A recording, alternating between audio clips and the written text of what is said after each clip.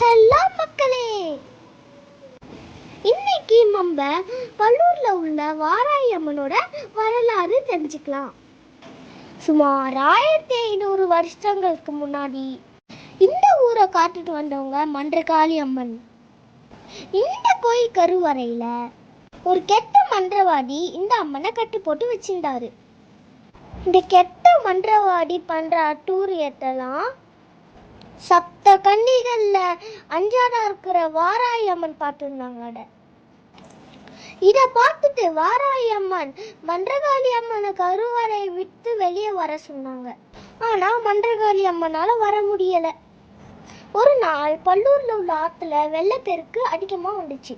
அந்த ஆற்றுப்பெருக்குல வாராயி அம்மன் அருள் பாய்த்து நடு ஜாமத்தில் கெட்ட மன்றவாடிய ரெண்டா பொழந்து அடிச்சாங்க.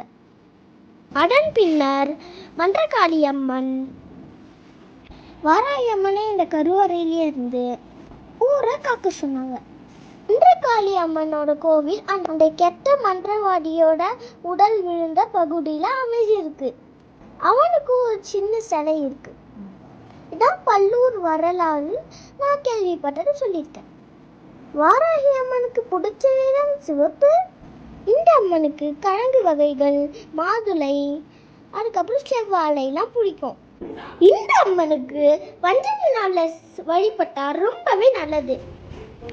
நினைத்த காரியங்கள் பலன் பெற தேங்காவை உடைச்சு அதில் எண்ணெய் ஊற்றி வழிபட்டா ரொம்ப நினைச்சது நடக்கும்.